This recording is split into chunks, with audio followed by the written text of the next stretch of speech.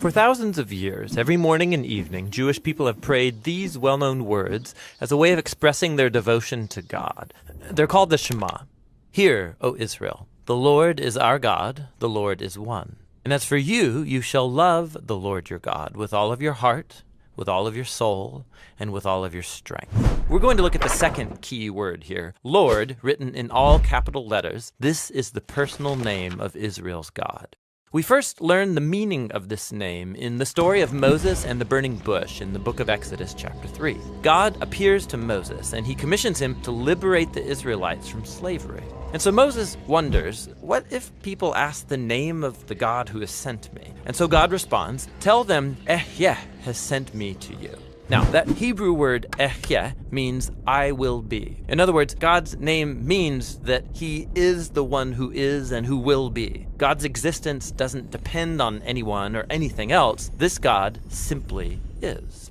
But it will sound kind of strange for Moses to go say to the Israelites, I will be has sent me to you. Only God can say, I will be. So in the next sentence, God tells Moses the version he should say aloud. Yahweh, the God of our ancestors, he has sent me to you. Now, that word Yahweh is the ancient Hebrew form of the verb he will be. And this is the personal name of the God of Israel. It appears over 6,500 times in the Old Testament. Now, here's what's interesting. Over the centuries, Israelites wanted to honor the sacred nature of this divine name. So, as they read the Hebrew Bible aloud and they came to this name, they stopped saying Yahweh and instead started saying the Hebrew word for Lord, which is Adonai. Now, this practice has been continued throughout the centuries, and so later, when people started translating the Bible into English, they adopted this same practice. Instead of spelling out the divine name, they translated it as Lord, spelled in all capital letters. Okay, you got that?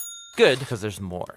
Ancient Jewish scribes wanted to prevent anyone from even accidentally saying this name aloud when you read the Hebrew Bible. And so they came up with a visual device to remind you to make sure you say Adonai. They took the 4 consonant letters of the divine name. These letters correspond to our English letters YHWH. Then they inserted the 3 vowels from the word Adonai and combined these together to create an artificial hybrid word, which if you pronounced it, it would say Yahuwah, but no Israelite ever said Yahuwah. It's simply a visual reminder to say the word Adonai. Now, it gets more interesting. Much later, Christian scribes came along who didn't know that Yahuwah was an artificial word, and so they began to say it aloud and spell it in their writings. This is the word that eventually entered into English as Jehovah. It's a word many people still use today.